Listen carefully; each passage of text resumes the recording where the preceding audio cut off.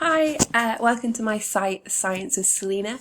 I'm going to talk you through the site today to explain what we've done as a class and how I'm going to use it in the future.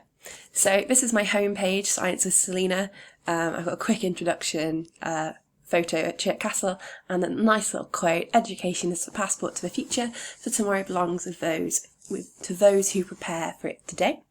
On the bottom of my site here, which I have on every page, I have a contact button which just sends straight to an email.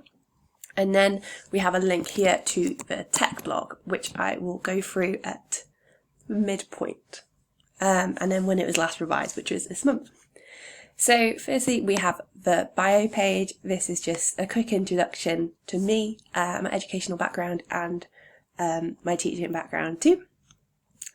It's only short. Next we have resources page. Now this is a selection of resources that I found really useful for me teaching secondary science. I think there are 15 or 10 of mine, and then there's also a few from other people in the class which I found really useful and what I really want to use moving forward. That was a great help for me. Next we have the favourites. These are just a few of my favourite websites I use for prepping my lessons and with students. Free Science Lessons is incredible. I use that with all my GCSE classes, and Twinkle does some great worksheets, and UCAS Advisors is great for helping them with the higher educational choices. Next up we've got technology projects. I'll start with the homepage, and here we have a digital slideshow talking about the 10 science disciplines. It's very short, and it has all Creative Commons images in that. Next we have our digital story. It's got a short introduction, and this is on the uprise of Wrexham Football Club, which has been incredibly famous this year, which is mind-blowing to say, which is also my hometown. So yeah, it's odd now Ryan Reynolds owns us, which I never thought we'd ever say. Next we have the PLE and the PLN, so our personal learning network and our personal learning environment, which I've made some few graphics on Canva, and then some quick descriptions and talking about the difference. I love this graphic here.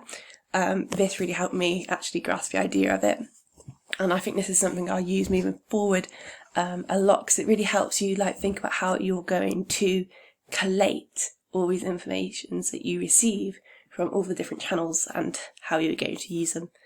And as you can see, there's a lot of channels. As we go below, I've got a worksheet that I've made for a table, section into blog, curation tools and Twitter, a definition of those, some examples. Mr. T's NQT ECT network is fantastic for first year teachers. NQT is like a first year teacher in the UK. And then next up we have reflections for each of those, which will open into a new page. And that's that. Next we have mobile app, and this is my short presentation on Quizlet.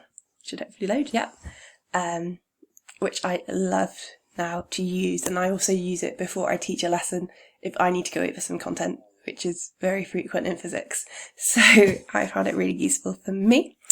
And then we have our website evaluation. I chose Biology in Motion, which I then recommended with some reservations, which I explain here. These are really good animations. These are just a few of the, that's not a very good picture, but just a few of the images I found from the site.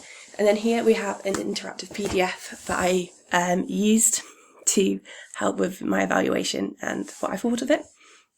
That's there. And that should be that for that. And then we have the evaluation page, which is where this video will go. So I'm not going to click on that because it's empty. So the blog, it's called Teaching Science Learning Technology. And I've got 3 posts at the minute. So I've got my first one, which is just a quick introduction.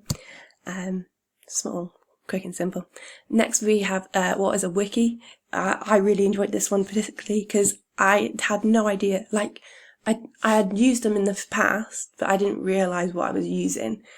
So the term Wikipedia I knew, obviously, but Wiki itself I actually didn't. So this was very useful for me. And then finally, we've got a big page on copyright fair use and permissible amounts. The content I learned on permissible amounts was like so useful to me, and it was great to use in my digital story too.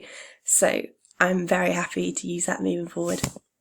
And that is it. Yeah, I hope you enjoyed this short tour, and yeah, thank you.